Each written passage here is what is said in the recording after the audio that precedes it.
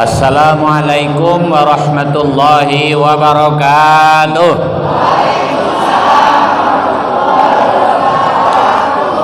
Alhamdulillahirabbil alamin. Assalatu wassalamu ala asrafil anbiya'i wal mursalin wa ala alihi washabihi ajmain, amma ba'du. Bapak Ibu yang saya hormati, ini rombongan dari Pemko Batam. Ini ada Ibu Kadis yang selalu kita bersamaan. Nampaknya menjelang purna tugas. Ya, mudah-mudahan Ibu sehat selalu, dan sebentar lagi tahun 2024 insya Allah beliau jadi anggota DPRD Kota Batam. Amin. Kepada Pak Lurah, tokoh masyarakat, ibu-ibu, ketua BKMT tadi hadir saya lihat ya, kecamatan. Oke Ibu, ini saya dengan Ibu ketua BKMT dah sering ketemu Bu ya. Kabarnya Ibu tahun 2053 Februari habis juga Bu ya. Mudah-mudahan nanti terpilih bisa juga duduk di DPRD Kota Batam. Oke, untuk semuanya sambil menunggu Ibu Hajah Marlin Agustina ya, insya Allah di perjalanan kita doakan beliau mudah-mudahan sehat Bu ya. Ibu-ibu langsung saja, temanya apa nih? Peran ibu dalam membangun ketahanan keluarga. Ini sebenarnya gini, materi ini saya buat bukan peran istri, beda ya. Kalau peran wanita bisa sebagai ibu, bisa sebagai istri. Tapi peran ibu berarti peran orang tua, bagaimana supaya anak kita harmonis. Kenapa ini perlu saya sampaikan Ibu? Saya hari-hari menangani konflik rumah tangga, salah satunya biang kerok perpecahan rumah tangga karena orang tua yang tak betul. Yang dikatakan orang ketiga tidak selalu selingkuhan. Paham maksudnya ya? Yang dikatakan orang ketiga juga bisa orang tua, dan termasuk adik ipar yang selalu membuat sakit hati di rumah kita ini. Tapi bukan adik ipar Ibu, walaupun Ibu nyubat betul tadi. Itu maksudnya yang di Batu Haji tempat saya. Oke, bukan di sini. Sini baik-baik semua adik iparnya.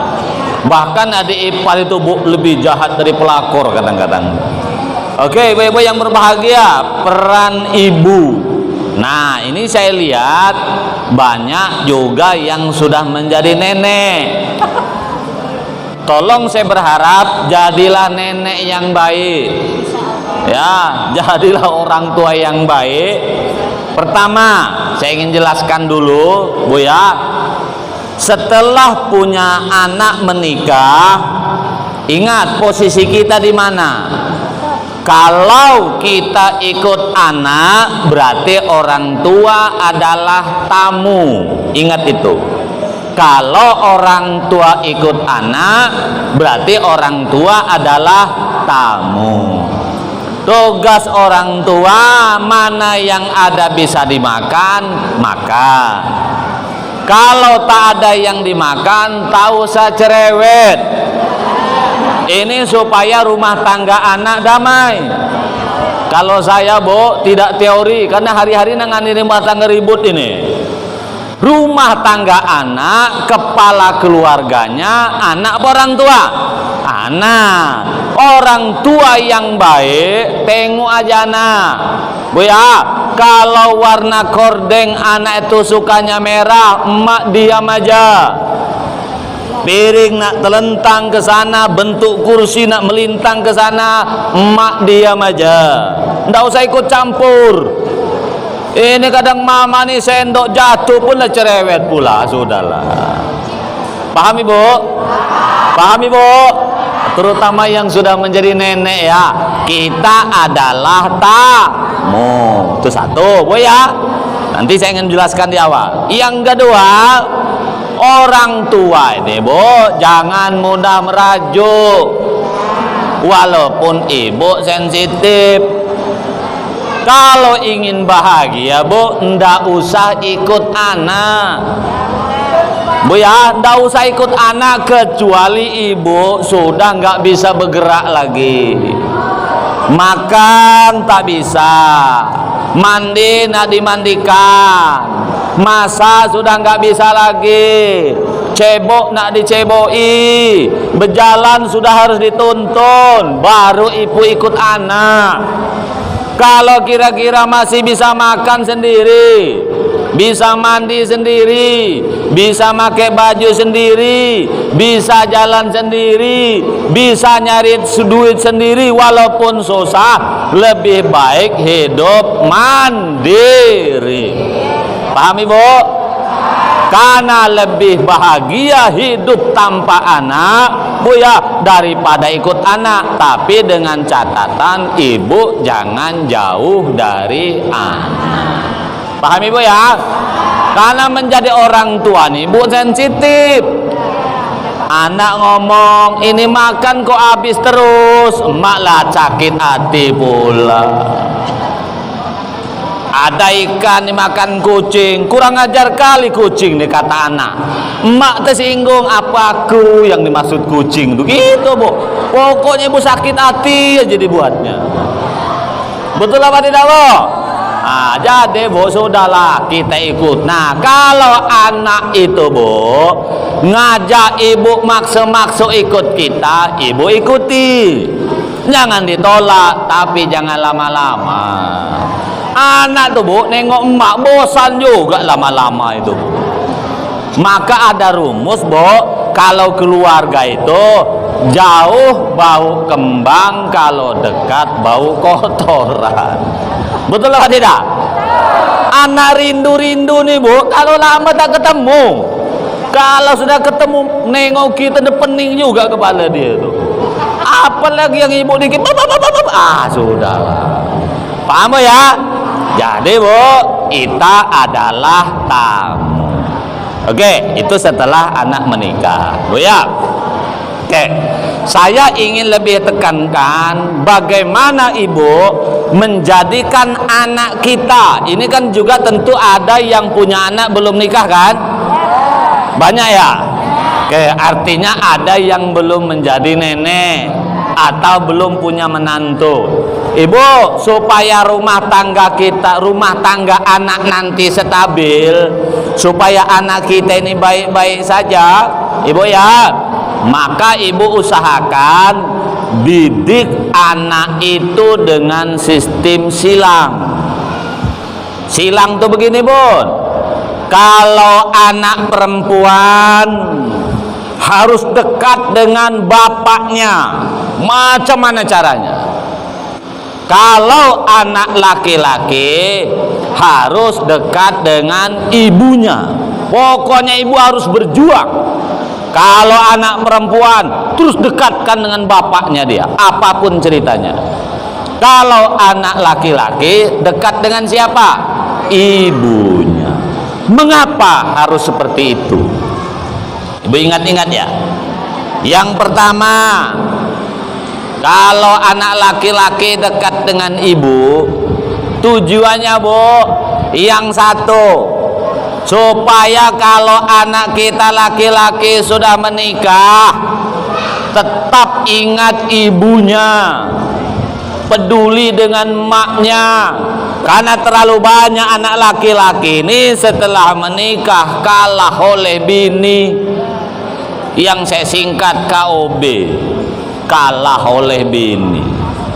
Anak laki-laki harus sadar, di pundaknya ada 4 kelompok wanita yang harus dinafkahi, dilindungi, dibina. Ibunya, anak perempuan, istrinya, saudara perempuan. Saya ulangi Bu ya, kewajiban anak ibu nanti, ibu, istri, saudara perempuan, saudara kandung dia, yang keempat anak perempuan. Loh, banyak anak ini melupakan maknya karena selama ini maknya jauh dari anak. Ketika anaknya nak ngirim duit dengan maknya 500.000, dia tengok bininya, takut dia.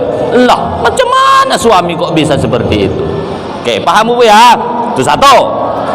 Yang kedua, kalau anak laki-laki dekat dengan maknya, ibu ajari dia masak, Ibu ajari dia nyuci, ibu ajari dia ngepel, ibu ajari dia masak. Intinya keseharian ibu di rumah tuh anak laki-laki harus tahu.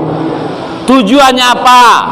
Yang satu, dengan tahu tentang dapur kasur tadi, kalau nanti dia menikah, punya bini, lagi hamil, setelah melahirkan, emaknya dari kampung tak mungkin ikut ke Batam, maka suamilah yang masak, yang ngepel. Betul apa tidak? Tidak mungkin istri yang tekapar pula harus ngepel pula.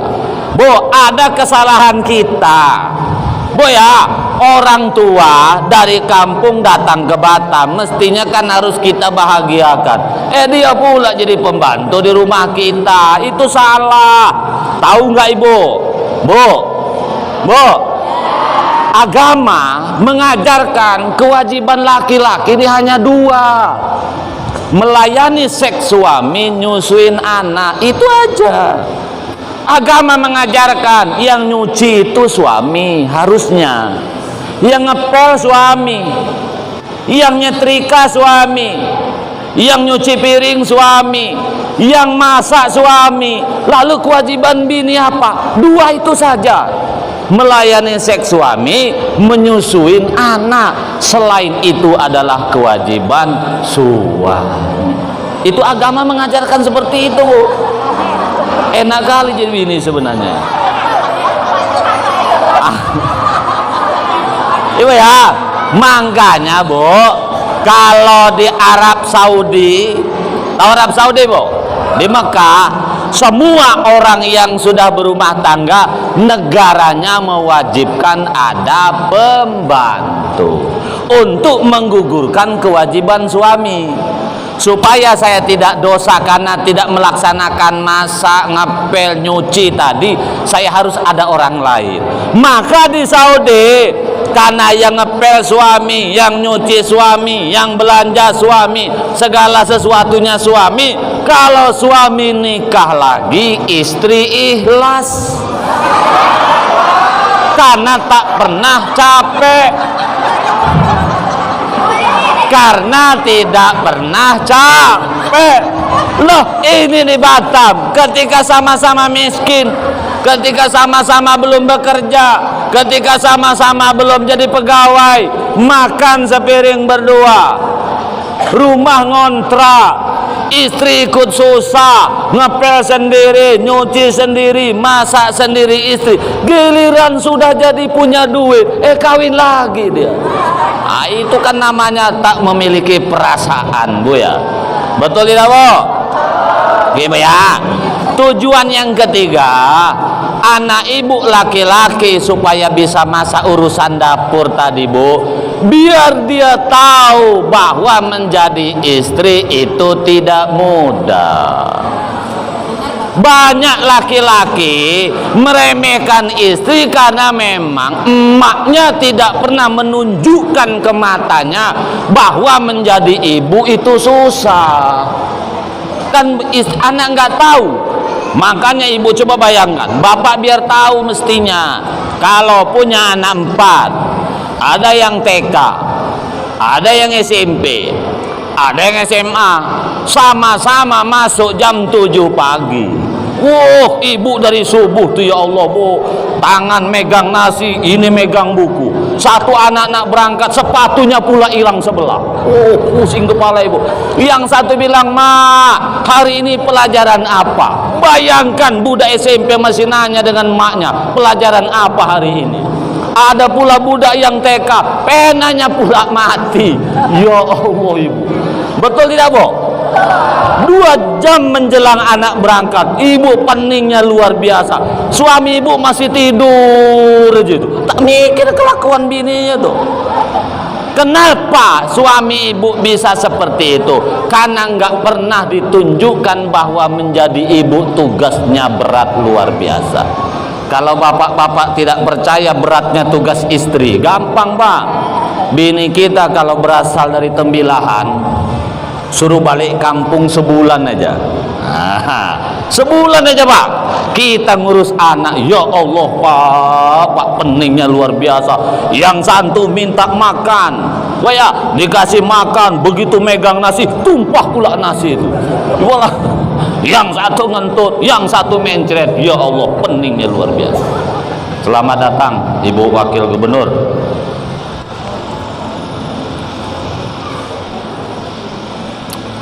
Ya, silakan Bu. Kami udah mulai duluan Ibu.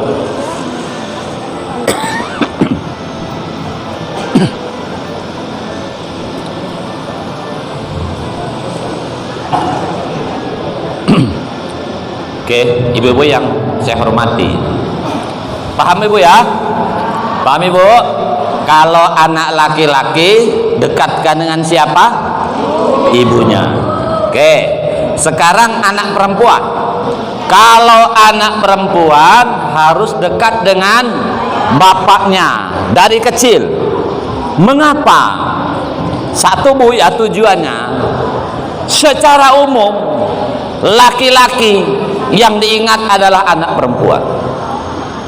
Mau merantau ke Kalimantan, mau merantau ke Sumatera, mau merantau ke Jakarta, bahkan ke luar negeri pun, yang ada di otaknya anak perempuan, anak perempuan, anak perempuan. Jarang dia merindukan atau terbayang dengan anak laki-laki. Makanya kalau kita punya anak laki-laki menikah, bapaknya tenang-tenang aja dia, tak ada sedih apapun. Tapi kalau anak perempuan menikah, ya Allah Bu, dia menangis sejadi-jadinya. Kalaupun tidak nangis karena malu dilihat orang lain, begitu selesai akad nikah, dia lari ke kamar menumpahkan air matanya. Tahu Ibu kenapa rahasianya? Anak yang saya besarkan puluhan tahun, anak yang saya keluarkan berbagai macam cara, mengurusnya luar biasa. Hari ini harus aku lepas dengan laki-laki yang belum tentu orang yang bertanggung jawab. Bisa dipahami Bu? Maka anak perempuan dekatkan dengan bapaknya. Kalau bapaknya dekat dengan anak perempuan, berada di Jakarta dia, ketemu wanita cantik di puncak Bogor situ, mau main gila atau punya istri simpanan, mau mempermainkan wanita di sana, dekat dengan anak perempuan, tidak akan jadi melakukan perbuatan yang tidak.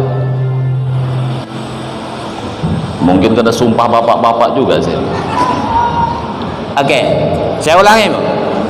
Ketika seorang suami mau melakukan perbuatan tidak baik di luar sana, terbayang anak perempuan, enggak jadi Bu mau melakukan perbuatan tidak baik, karena ingat anak. Apa kata bapak-bapak? Ya Allah, aku mempermainkan wanita tempat lain, nanti kena hukum karma, nanti anakku bakal kena juga, gitu Bu. Karena siapapun suami ibu, walaupun suami ibu tidak pernah sembahyang, sangat meyakini yang namanya hukum karma, gitu Bu. Bisa paham ya? Laki-laki yang sayang dengan anak perempuan, dekat dengan anak perempuan, dia mau berbuat tidak baik Bu, mikir, saya ingat anak. Karena begini Bunda, laki-laki ini punya penyakit Bu, lihat anak orang sering lupa anak sendiri. Kalau ibu-ibu lihat anak orang ingat anak sendiri, di situ bedanya. Paham Bu ya? Nah, supaya suami ibu dekat dengan anak perempuan, caranya begini Bu. Satu, Bu ya, ini ilmu Bu. Ibu buatkan air minum. Kalau anak ibu masih SD kan belum bisa buat air minum, ibu buatkan, nak tolong kasih ayahmu nak. Jadi anak perempuan tuh yang ngasihkan ke ayahnya. Ibu setrikakan baju untuk suami ibu. Suami ibu nak pakai baju, nak kasihkan ayahmu sayang, gitu. Nah, suami ibu datang, Bu ya, tolong nak ambilkan air minum untuk papamu nak. Nah gitu, pokoknya ibu pandai-pandai ibu aja. Ibu suami lagi duduk di depan, nak tolong pijit ayahmu sebentar di sini mau menjelang berangkat. Nah gitu Bu, paham Bu ya? supaya anak perempuan dekat dengan suami, Bu. Kalau suami Ibu beres, kan Ibu bahagia juga. Oh ya, itu satu. Yang kedua, tujuannya banyak anak wanita ketika sudah merantau ke Batam kemanapun, nak nikah tidak minta persetujuan walinya. Di Batam ini banyak orang nikah, walinya bohong. Pak Kuah, tolong nikahkan aku, Pak, kata anak wanita itu. Kata Pak Kuah, kemana bapakmu? Sudah mati, Pak. Padahal masih merokok di Padang Panjang Sumatera Barat situ. Ingat, pernikahan sah tidaknya bukan ditentukan buku nikah, tapi ditentukan wali. Nah, kenapa anak perempuan mau membohongi walinya? Karena selama ini memang bapaknya jauh dengan anak. Ibu, kalau suami ibu sangat dekat dengan anak perempuan tuh, Bu, ketika merantau ke Jogja, ke Jakarta, kemanapun, kenalan cowok, yang diingat bapaknya. Oh, bapak saya baik enggak ya kira-kira cowok ini? Nanti nelpon bapaknya, Pak, aku ada cowok yang suka dengan aku, Pak, bagaimana menurut Papa? Dia terus konsultasi, karena melihat bapaknya adalah figur yang baik. Kalau bapaknya setan juga, anak tak ingat itu, Bu. Oke, kemudian akan ngomong dengan cowok itu, Bang, kalau kamu serius, Bang, nak nikah dengan aku, tak usah ngomong I love you dengan aku, Bang. Temui aja bapakku di kampung. Kalau kata bapakku oke, aku oke, Bang. Cuman kalau kata bapakku jangan, aku tak mau, Bang. Karena aku tidak ingin menyakiti hati ayahku yang luar biasa. Bisa dipahami? Karena sah tidaknya nikah tergantung wali. Nah, maka seorang bapak harus dekat dengan anak perempuan. Oke, berikutnya, kenapa ayah harus dekat dengan anak perempuan? Bu, ibu sadarkan dengan suami ini bakal tua, bakal megang tongkat atau stroke, bakal sakit. Kalau suami ibu mati duluan, gampang kuburkan, selesai. Cuman kalau ibu yang mati dulu, siapa yang ngurus bapak? Anak. Ketika anak itu anak laki-laki perempuan? Perempuan. Dialah yang akan memakaikan bajunya, dialah yang akan menceboi bapaknya, dialah yang akan menyuapi makanan ke mulutnya, dialah yang memandikan bapaknya, dialah yang menuntunnya ke rumah sakit. Itu anak perempuan. Maka supaya anak perempuan mau mengurus bapaknya persis ngurus bayi, bapaknya harus baik dulu dengan anak perempuan. Ini kalau bapaknya pun bajingan, nasi kawin aja terus, mana mungkin anak perempuan akan sayang dengan bapak? Betul apa tidak? Maka bapak yang baik, ajari anak perempuan tuh, bantu kerjakan PR-nya, antar dia sekolah, sesekali ajak jajan, ajak anak perempuan tuh pergi ke mall. Nak, mau butuh baju apa, Nak? Jangan hanya istri yang belikan baju. Walaupun duit 100% diberikan istri oleh suami, oleh ibu belokkan dulu ke bapak. Pak, kalau belikan baju anak gadismu itu, Pak. Nah, bapaklah yang ngajak jalan-jalan. Sesekali antar dia ke sekolah, ambilkan rapotnya. Ini mah aja yang layani anak. Bapak entah apa-apa kerja. Paham tidak, Bu? Karena banyak fakta, anak ini tak peduli dengan bapaknya. Itu bukan salah anak, bapak juga yang keliru. Betul apa tidak? Kalau ada anak durhaka kepada orang tua juga ada yang durhaka pada anak. Itu kalau ibu mati duluan. Loh, sekarang misalnya kan di Batam banyak usia 40 tahun suami stroke, mati sebelah. Ada apa tidak? Ada. Ibu masih muda, usia 40 tahun. Nak berharap gaji dari suami nggak mungkin. Anak butuh sekolah, motor harus dibayar kreditnya, makan tak bisa ditunda, maka ibu terpaksa kawin lagi demi anak. Loh, ketika ibu sudah nikah lagi, boleh nggak ibu yang sudah bersuami mengurus mantan suami? Tidak boleh. Kenapa? Karena satu istri tidak boleh dua suami. Kalau saya, Bu, punya bini stroke, kawin lagi, selesai. Enggak boleh. Boleh apa tidak? Boleh. Kalau istri boleh apa tidak? Tidak. Maka ketika ibu sudah usia 40 tahun, suami ibu usia 40 tahun, stroke, tak bisa ngapa-ngapain, ibu demi melanjutkan pendidikan anak, rumah harus dibayar, perut lapar, ibu harus nikah lagi. Siapa yang ngurus bapak yang stroke ini? Anak. Kalau suami ibu mati cepat, alhamdulillah, kuburkan. Ini kan persoalannya tak mati-mati. Maka terpaksa siapa yang mengurus? Anak perempuan supaya mau ngurus bapaknya, bapaknya harus baik dulu. Paham maksud saya, Bu? Sadarkan suami ibu itu, karena dia belum tentu sehat selamanya. Apalagi suami ibu makanannya sering tidak teratur, asik yang ngembangkan kolesterol, pikiran macam-macam, masih nak kawin lagi tapi tak berani. Ujungnya suami ibu stroke. Ketika stroke, siapa yang ngurus? Siapa yang ngurus?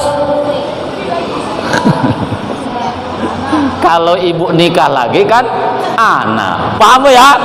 Oke. Kemudian, Bu, kenapa ibu, suami ibu harus dekat dengan anak, Bu, ya? Tiada lain tentunya, baik ibu juga harus mendoakan. Oke, yang terakhir, ibu-ibu yang saya hormati, Ibu Wakil Gubernur sudah tiba, ya. Sering saya ingatkan di mana-mana, Bu. Coba angkat tangan yang punya anak. Oh, ada juga yang tak punya anak. Punya anak semua, ya? Betul? Oke. Bu, ibu, Bu. Oke. Bu, Bu, dengar cakap saya. Biar kalau dengar itu, Bu, biar masuk ilmu tuh di kepala tuh, Bu, ya.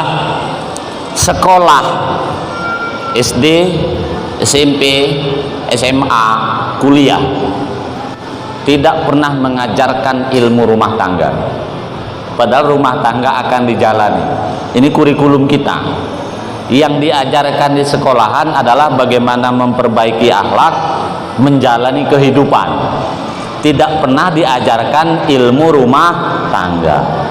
Padahal kita akan masuk ke situ semua. Makanya ibu-ibu sekarang, Bu, ya, walaupun ibu sarjana, tak pernah mendapatkan ilmu itu. Makanya kadang-kadang sarjana pun tak terpakai juga. Bu, Bu, kalau ibu punya anak perempuan sampai tamat SD, pastikan paham dia tentang ilmu dapur, ilmu kasur, ilmu sumur, masak, nyuci, ngepel, dan segala macam. SD, Bu, ya, SD. Kenapa jangan sampai SMP? Kalau sudah SMP, Bu, susah ibu ngajari anak. Apakah bisa anak SD kelas 5, kelas 6 ajari masak? Bisa. Tak mungkin tak bisa, pasti bisa. SMP sulit. Selain sulit, iya, kalau anak ibu bersama ibu. Ibu bayangkan, tamat SD di Batam, ya, anak kita sudah banyak masuk rumah tahfiz, tidak bersama orang tua. Masuk SMP, ada kebijakan pula dari pemerintah, masuk pagi, balik jam 5 atau jam 4. Kapan bersama ibu ngurus rumah? Ada hari Jumat, hari Sabtu dengan Minggu tak bantu maknya pula. Oke, SMP tak pernah diajari ilmu rumah tangga. SMP, SMA tak pernah. Tamat SMA dapat jodoh. Kapan ibu ngajari anak?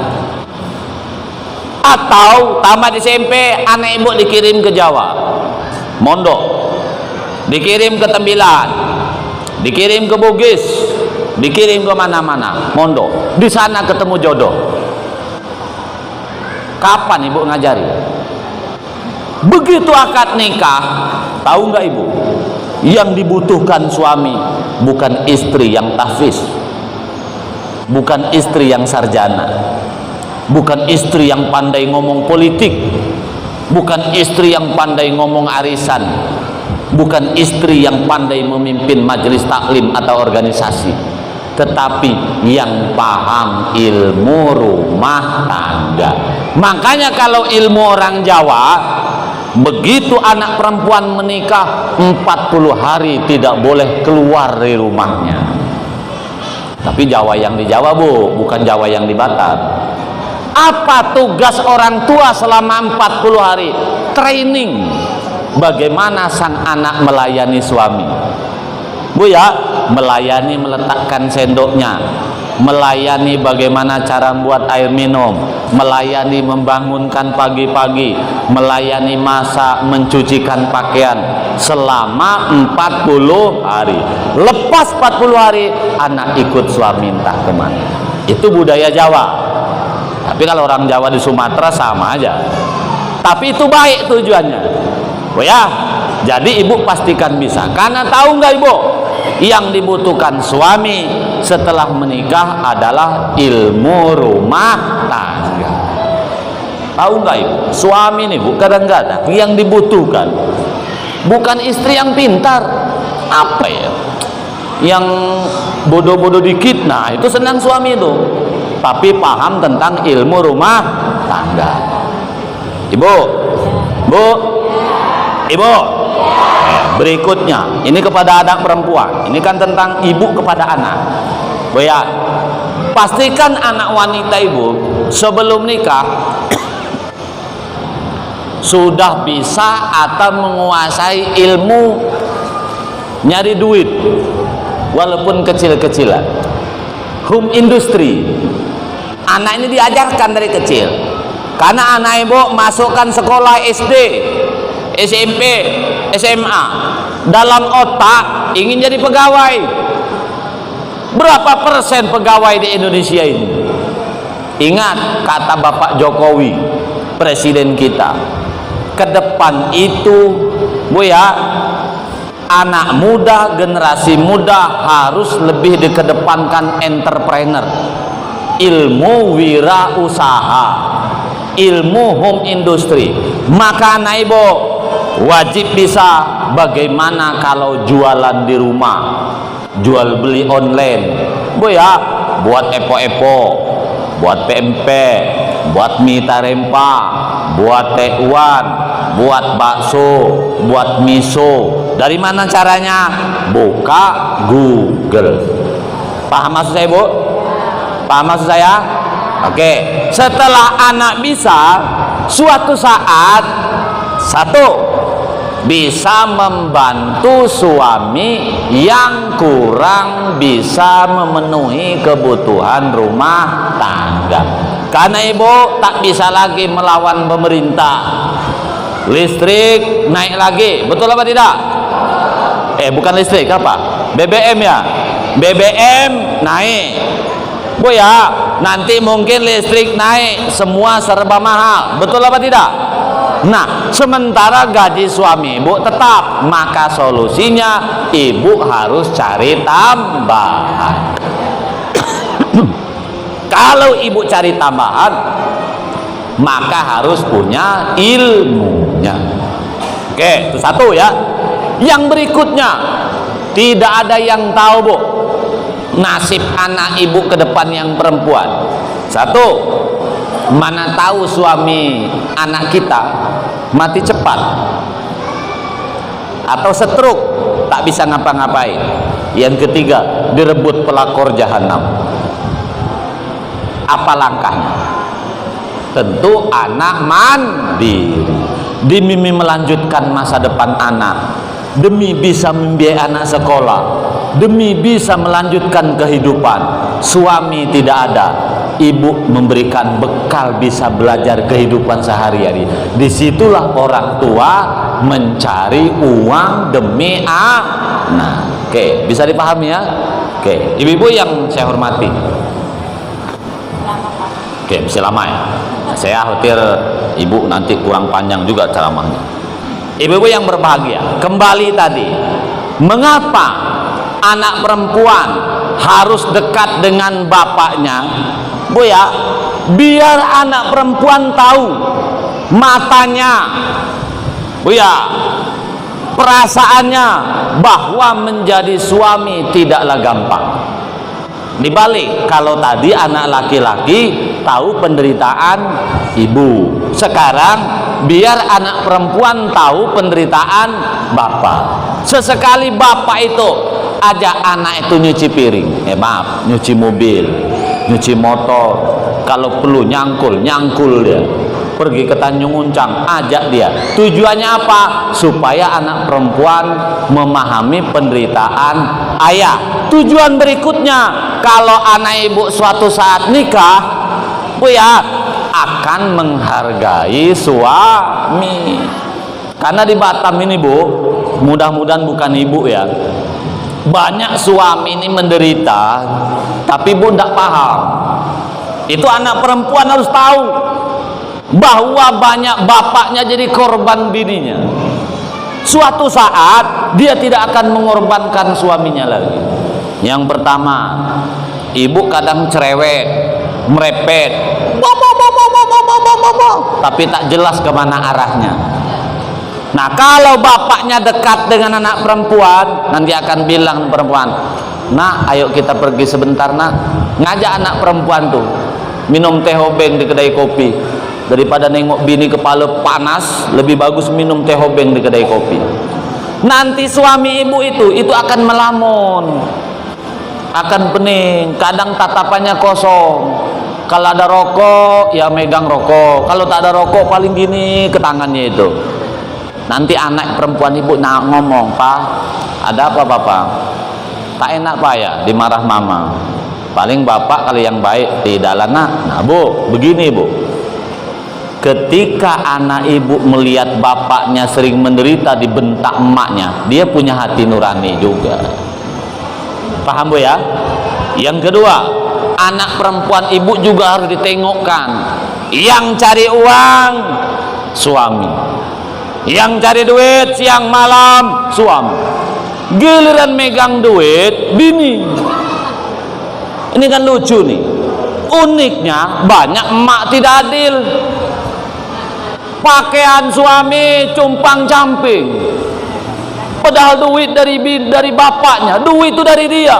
Dapat duit diberikan kepada istri, bu ya, istri tak pernah membelikan baju suami, kadang kolor pun dijahit.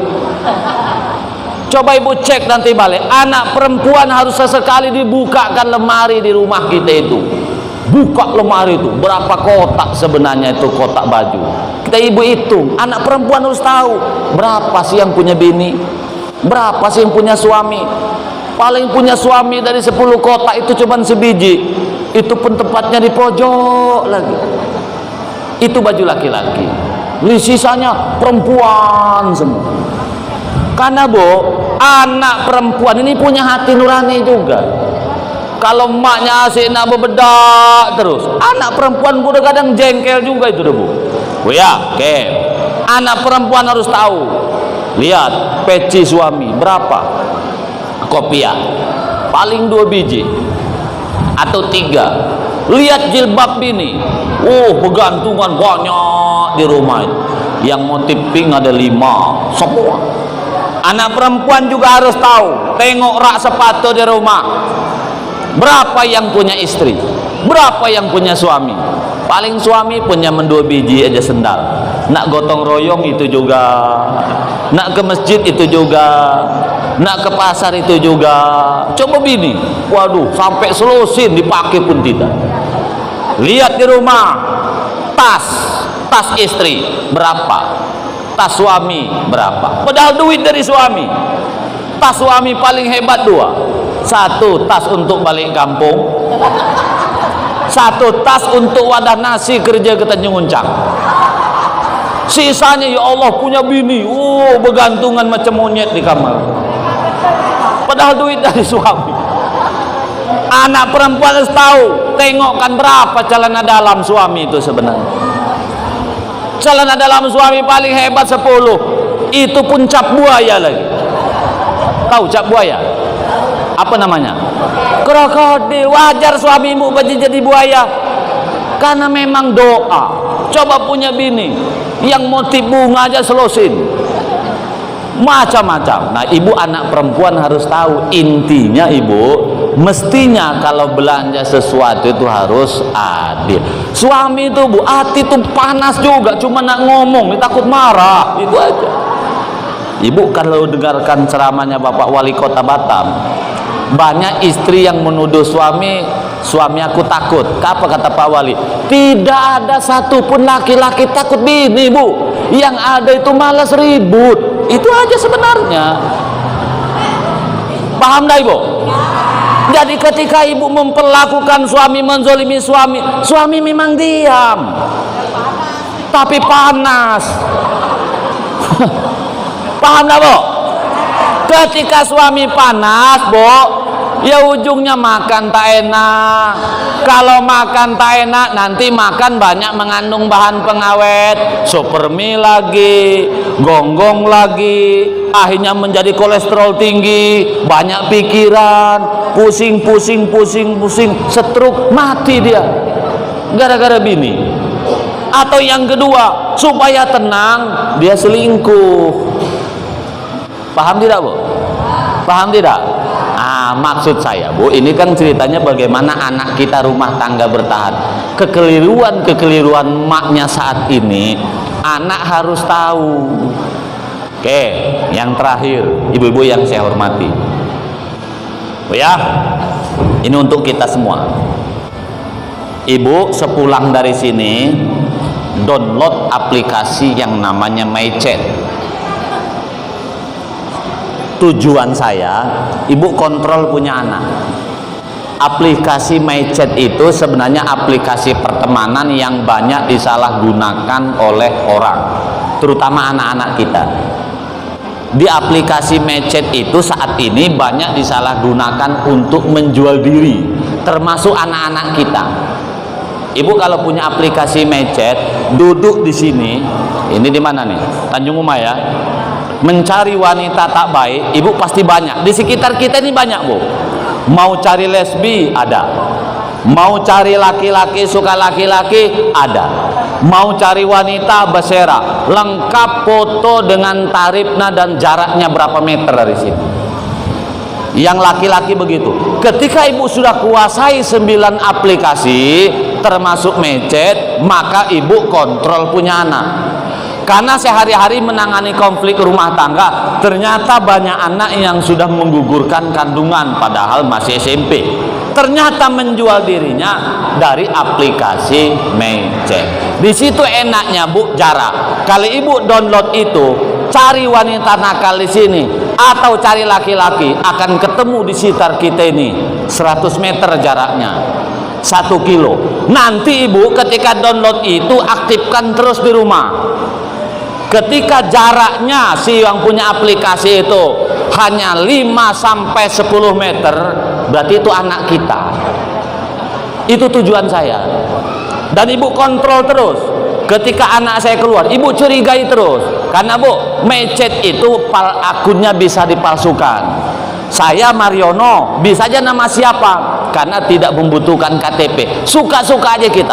Nama ibu misalnya Hamidah, bisa saja disebut Lastri. Ketika anak ibu keluar dari rumah, aplikasi ibu aktifkan. Ini kok tiba-tiba aktif. Anak ibu menjelang pulang, aktifkan lagi. Anak ibu kalau mau main gila dengan cowok hidung belang, balik jam 3, hidupkan aplikasinya oleh dia di jam 1. dalam 2 jam nunggu penawaran. Kalau ada, sebelum balik dia mampir dulu di hotel kelas mini. Sebab banyak sekarang hotel yang bisa 30 menit 1 jam. Intinya ibu wajib menguasai media sosial untuk ngontrol punya anak. Tapi saya minta, setelah ibu bisa itu, jangan emak lebih gila pula daripada anaknya. Ini pula emak-emak ini. Sekarang ini kelakuan selingkuh bukan hanya bapak-bapak, emak-emak pun tak jelas juga. Karena aplikasi itu juga bisa digunakan ibu. Ibu contoh ya, listrik tak dibayar, air tak dibayar, suami pelit luar biasa, ibu jual diri pula bisa.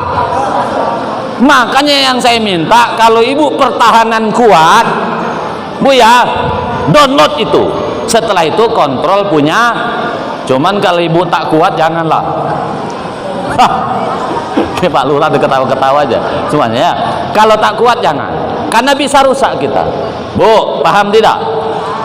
Paham tidak? Oke, suatu saat ibu-ibu kalau bisa, di sini ada ketua taklim ya. Ada. Kalau ada ketua taklim, catat nomor HP saya 0811 772 633. Nanti ibu kumpulkan anak-anak remaja bu ya. Saya ingin memberikan penyuluhan menggunakan slide. Terus ibu yang ingin mendapatkan materi rutin dari saya kan setiap ceramah saya rekam. Nanti materi ini ibu ambil, tapi catat dulu nomor saya, langsung ditulis nama, terserah nama tidak, karena ngirimnya pakai sistem apa ya, WA broadcast. Dia harus catat dulu nama saya baru terkirim. Kalau nama saya tidak tercatat tidak. Saya ulangi, yang ingin dapat materi saya ini 0811 772 633. Kasih tulis nanti Batam bisa, Mariono bisa, atau Master Pink pun bisa, karena saya kemana-mana pakai pink. Ibu Wakil Gubernur atau Hajah Marlin Agustina yang saya hormati, sekitar 1 jam ibu kita doakan, mudah-mudahan ibu ini sehat walafiat, diberikan panjang umur, amin Allahumma amin. Kepada ibu-ibu, 1, mudah-mudahan sehat walafiat, suami ibu setia, panjang umur, anak ibu keluarganya sakinah mawaddah warahmah, amin Allahumma amin. Saya kira itu, kurang lebihnya mohon maaf. Wassalamualaikum warahmatullahi wabarakatuh.